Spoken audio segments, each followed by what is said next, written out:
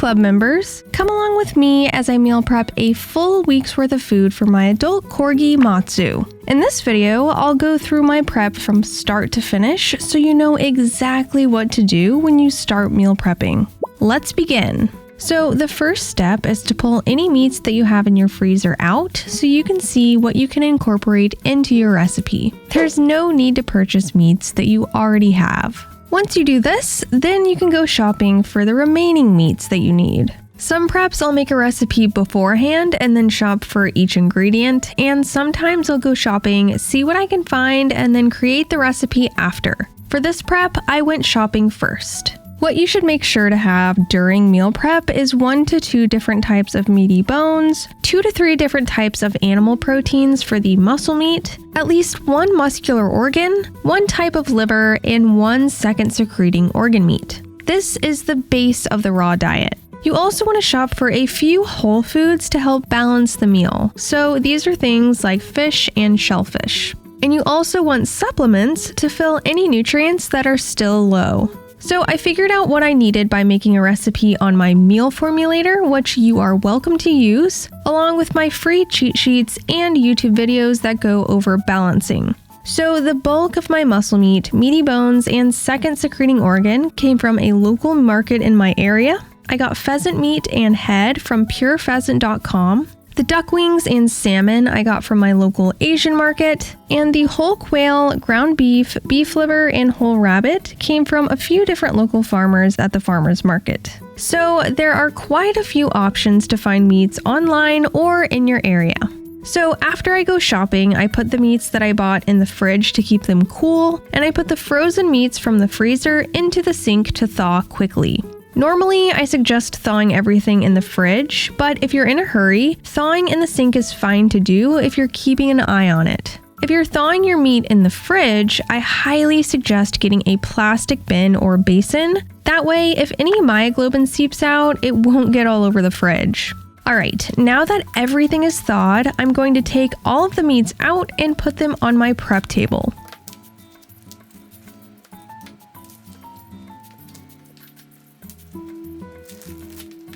To keep your prep area tidy, clean, and easy to grab each meat, open all of the packages and place everything into an individual container.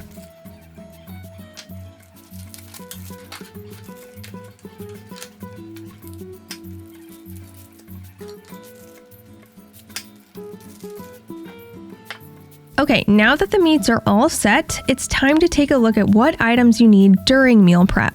An apron so nothing splashes onto your clothes. As you can see, mine is a bit dirty, so it's definitely due for a wash. You of course can get any type of apron, but I got this one from Pets Galore Studio on Etsy. A gram scale, which is used for measuring out supplements. This one I got off of Amazon and it was pretty cheap, so it's definitely worth the purchase. A butcher knife for chopping meaty bones, and a sharp chef's knife for cutting everything else. So what I recommend is just getting a regular butcher knife from like any store, and maybe investing a little more money for a chef's knife since you'll be using that one a lot more. What I like to use are Meissen knives, which are a little more expensive, but I notice a big difference in how often I have to sharpen them. I've had this knife for almost 2 years now, and I've only had to sharpen it like maybe 3 times. A knife sharpener in case your knife starts feeling dull. This was another pretty cheap purchase off of Amazon, and it works as well as I needed to. Of course, a scale to weigh out the meats as well as the meals once you're done prepping. Yet another cheap purchase that has worked really well for me so far. Gloves. Sometimes I use them, most of the time I don't, but I do have a cut on my finger, so I'm using them today. A cutting board. I always recommend the ones with the groove on the outside because it catches any myoglobin that seeps out. Prep containers. These are Matsu's glass meal prep containers. And reusable Ziploc bags in case you have meats that are left over. You can get these off of Amazon as well, but I did get these from TJ Maxx for an even better price. Using plastic or glass containers are fine for leftover meat, but for meats that were in styrofoam packaging wrapped in cellophane, these baggies are great. So for the prep containers, I used to actually use these plastic ones, and I do still have them for when I run out of the glass ones, but I switched to glass because they're much easier to clean and keep sanitary, so I highly recommend these. I also have a few supplements here which I will go over in a bit. So, after you have your meats and items out, it's time to set out the meal prep containers and get ready to start prepping. I've made a single balanced recipe for matsu on my formulator, but because I have 2 other meaty bones that haven't been nutritionally analyzed and therefore are not in the formulator, I am eyeballing 2 more recipes with these just to give him more variety. No, these eyeballed meals are not guaranteed to be balanced, but that's okay because they're somewhat close, and they're also fed with other balanced meals. Here's what I'll be feeding Matsu this prep. For the meaty bones, I have rabbit quarters and back, chicken wings, and pheasant heads. The chicken wings are part of the balanced recipe. For the muscle meat and muscular organ, I'm feeding pork chops, beef round, chicken thigh, pheasant breast, ground beef, and chicken heart. I always like to have a good mix between ruminant animals and poultry just to provide a good variety. For the liver, I'm feeding beef liver because it's high in copper, unlike poultry liver, and I'm feeding beef kidney because it's decently high in iron and very high in B vitamins. I'm feeding salmon to provide omega-3s and vitamin D, and I'm feeding blue mussels to provide manganese. Then I have a few supplements which I will go over later. Alright, what I suggest doing before adding to your prep containers is cutting up some of your meats and meaty bones into smaller chunks. This makes meal prepping go a lot quicker. So what I'm doing is cutting up the rabbit meaty bones into the appropriate sizes for both my dog and my cat and ferret for their prep. Matsu will get the leg quarters and back, and Tangy and the ferrets will get the ribs and arms.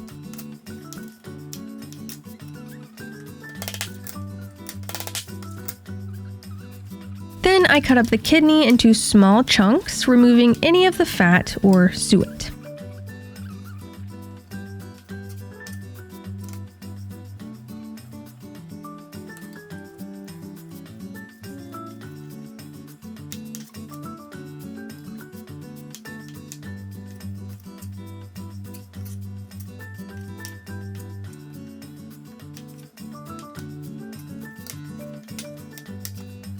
And then I cut up the liver since a little goes a long way. And finally, the beef steak. Alright, after I check my recipe, it's prep time. For this prep, I will be doing a week's worth, but if I have anything left over after my cat and ferret's prep, I'll make a few more meals. So I always add the raw meaty bone first, and since the chicken wings are part of the balanced recipe that I made, I make sure that they are precisely the right weight. Now, of course, not every wing will weigh the exact same amount because some may have been bigger chickens while some were a bit smaller. So for the ones that are a bit smaller, I'll add a pheasant head in there to add a bit more bone. Is it perfectly balanced to a T? No, but it will be close, so that's perfectly fine. Next up is the liver, which you only need a tiny bit of to meet the vitamin A and copper requirements.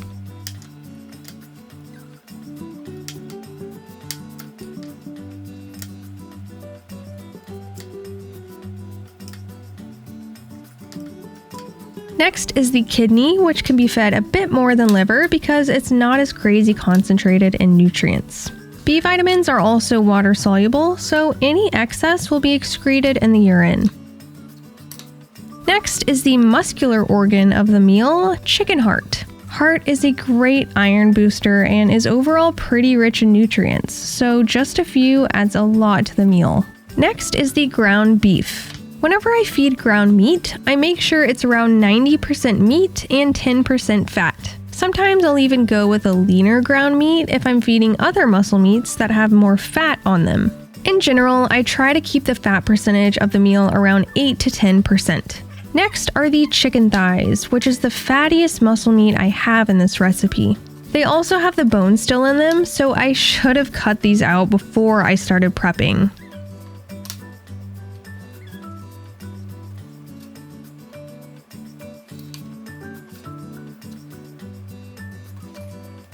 Next is a good complement to the fatty poultry meat, a very lean poultry meat, pheasant breast.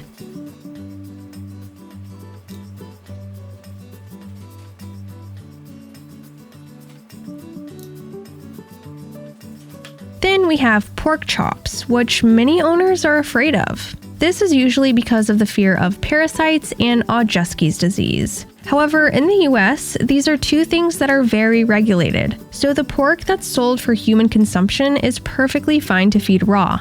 If you live in a country where you aren't sure of the quality of your pork, you will need to check how your country regulates their swine and inquire about Odrzyjewski's disease and the parasite Trichinella. Pork is high in many B vitamins, sodium, and potassium. Then the beef round, which is just a red meat boost to the meal.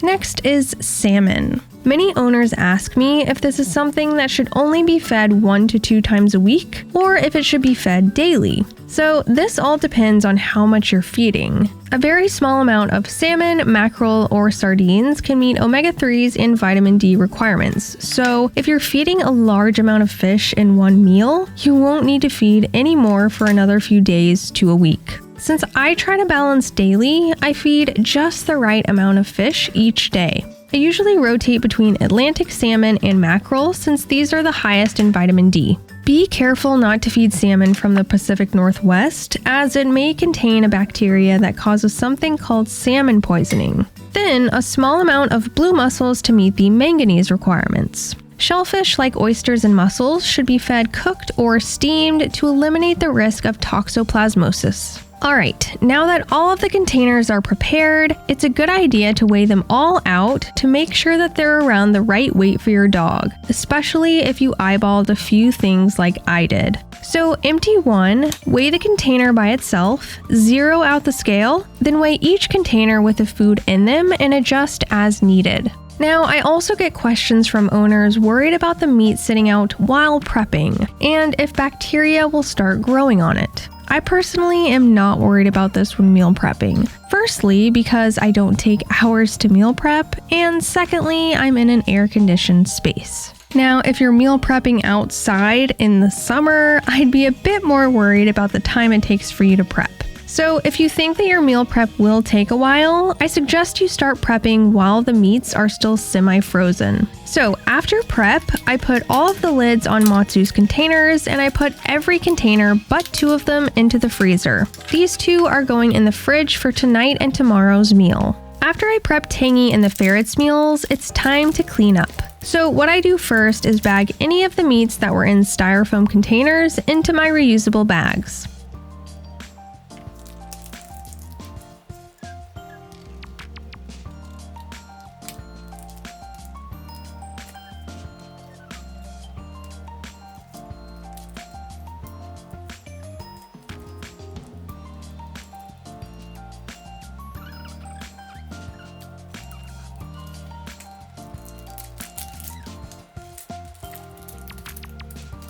Then anything that's too big to fit goes into a glass storage container. I try to create as little waste as possible, but when it comes to styrofoam containers that meats come in, I just can't help that. So I bag all of the trash and then put all of the containers, knives, and cutting board into the sink to rinse, then put them in the dishwasher. All of my leftover meat goes into the freezer for next prep. I try to use up all of the meat that I can during prep, but freezing and thawing is fine to do a few times. Just be sure to smell it to make sure it doesn't smell rotten or spoiled. Then I use a hand towel or paper towel if I have to clean any surfaces that touch the meat. I suggest using a natural all-purpose cleaner that kills bacteria like these 2. Then go over that with antibacterial soap a few times. Okay, let's talk about the supplements that I'm using for this recipe. Supplements like this are best added at mealtime. So for this prep, I have a triple blend of kelp, laver, and dulse for iodine, zinc picolinate for zinc, and vitamin E oil for vitamin E. And voila, that's what Matsu's meal prep usually looks like. I hope this can help you on your meal prepping journey.